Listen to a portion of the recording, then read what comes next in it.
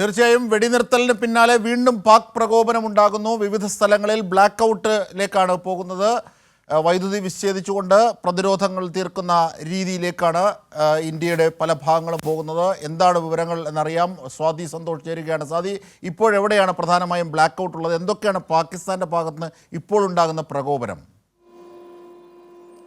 അജിംഷാദ്, ഈ വെടിനിർത്തൽ പ്രാബല്യത്തിൽ വന്നതിന് തൊട്ടു പിന്നാലെ തന്നെ ജമ്മു കാശ്മീരിലെ അതിർത്തി മേഖലകളിൽ നിയന്ത്രണ രേഖയ്ക്ക് സമീപം ഇത്തരത്തിൽ വെടിവെപ്പ് ഉണ്ടായിട്ടുണ്ട് എന്നുള്ള റിപ്പോർട്ടുകൾ ഇപ്പോൾ ദേശീയ മാധ്യമങ്ങളിലടക്കം വരുന്നുണ്ട്.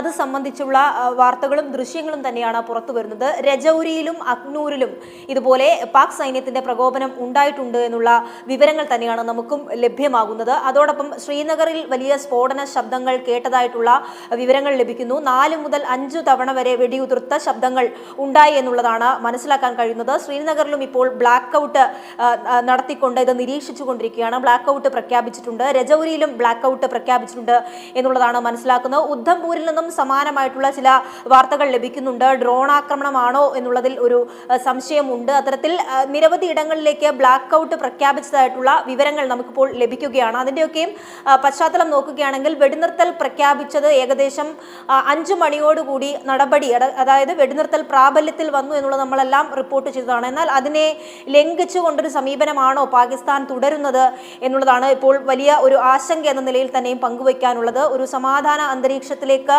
ഇരു രാജ്യങ്ങളും പോകണമെന്നതിന് തൊട്ടു പിന്നാലെ അത്തരത്തിലൊരു തീരുമാനം ഇരു രാജ്യങ്ങളുടെയും ഭാഗത്തു നിന്നും വന്നതിന് പിന്നാലെയും പാകിസ്ഥാൻ ആക്രമണം നടത്തുന്ന നിലയിലേക്ക് പോവുകയാണെങ്കിൽ BSFും ഇപ്പോൾ തിരിച്ചടിച്ചിട്ടുണ്ട് എന്നുള്ള വിവരങ്ങളാണ് നമുക്കിപ്പോൾ ലഭിച്ചുകൊണ്ടിരിക്കുന്നത്. അജിംഷാദ്, തീർച്ചയായും, അതായത് ഈ ഡ്രോൺ ആക്രമണമാണോ ഇപ്പോൾ ഉണ്ടാകുന്നത്? ഈ സ്ഫോടനങ്ങൾ എന്ന് പറയുമ്പോൾ എന്തൊക്കെ രീതിയിലാണ് ഇപ്പോഴത്തെ ഈ വെടിനിർത്തൽ കരാർ വന്നതിന് ശേഷമുള്ളത് രൂപപ്പെടുന്നത്? കാരണം പല എക്സ്പേർട്സും പറയുന്നത് സ്വാഭാവികമായും ഈ ഒഫീഷ്യൽ തീരുമാനം താഴെ തട്ടിലേക്ക് എത്തിയത് പ്രായോഗികമാകാനുള്ള ഒരു ഗ്യാപ്പ് സ്വാഭാവികമായും സംഭവിക്കാറുണ്ടത്രേ.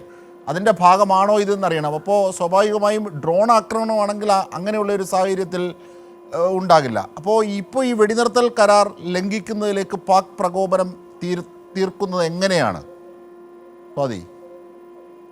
ഇപ്പോൾ നിലവിൽ നിരവധി ഇടങ്ങളിലെ അതിർത്തി മേഖലകളിൽ തന്നെയാണ് ഇപ്പോൾ ഇത്തരത്തിലുള്ള ബ്ലാക്ക് ഔട്ട് അടക്കം പ്രഖ്യാപിച്ചുകൊണ്ട് പൂർണ്ണമായും വൈദ്യുതി വിച്ഛേദിച്ചുകൊണ്ടുള്ള ഒരു നീക്കം ഇന്ത്യൻ സൈന്യത്തിന്റെ ഭാഗത്തുനിന്ന് ഉണ്ടായിട്ടുള്ളത് എന്നാണ് മനസ്സിലാക്കുന്നത്. അത് കൃത്യമായിട്ട് ഇത്തരത്തിൽ സ്ഫോടന ശബ്ദങ്ങൾ വിവിധയിടങ്ങളിൽ ഉണ്ടായിട്ടുണ്ട്, വെടിവയ്പ് ഉണ്ടായിട്ടുണ്ട് എന്നുള്ള വിവരങ്ങൾ ഇപ്പോൾ ലഭ്യമാകുന്നുണ്ട്. രജൌരിയിലും അഖ്നൂരിലും അതോടൊപ്പം രാജസ്ഥാന്റെ അതിർത്തി മേഖലയായിട്ടുള്ള രാജസ്ഥാനിൽ നിന്നും ഇത്തരത്തിലുള്ള വാർത്തകൾ ലഭിക്കുന്നുണ്ട്. ഇത് ഡ്രോൺ ആണോ എന്നുള്ളതിൽ വലിയ സംശയമുണ്ട്. എന്തായാലും അതിൻ്റെയൊക്കെയും നിരീക്ഷണത്തിന്റെ ഭാഗമായി സൈന്യം ഇപ്പോൾ ബ്ലാക്ക് ഔട്ട് പ്രഖ്യാപിച്ചിരിക്കുന്നു. ശ്രീനഗറിൽ സ്ഫോടന അതിന് സമാനമായിട്ടുള്ള ശബ്ദങ്ങൾ ഉണ്ടായിട്ടുണ്ട്. 4 മുതൽ 5 റൗണ്ട് വരെയുള്ള അല്ലെങ്കിൽ വെടിയുതിർത്തതായുള്ള വിവരങ്ങൾ തന്നെയാണ് നമുക്ക് ലഭ്യമാകുന്നത്.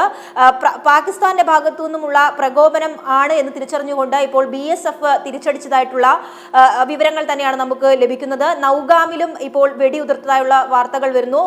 അതിർത്തി മേഖലകളിൽ ഡ്രോൺ ആക്രമണം തന്നെയാണ് ഉണ്ടാകുന്നത് എന്നുള്ള ഒരു സ്ഥിരീകരിക്കുന്ന വാർത്തയിലേക്ക് നമുക്ക് പോകേണ്ടി വരും. ശ്രീനഗറിൽ സ്ഫോടന ശബ്ദം കേൾക്കുന്നുണ്ട്. ശ്രീനഗറിൽ നിന്നുള്ള ദൃശ്യങ്ങളടക്കം ഇപ്പോൾ ANI പുറത്തുവിട്ടിട്ടുണ്ട് എന്നാണ് നമുക്ക് മനസ്സിലാവുന്നത്. ബ്ലാക്ക് ഔട്ടിലേക്ക് ശ്രീനഗർ പോയിട്ടുണ്ട്.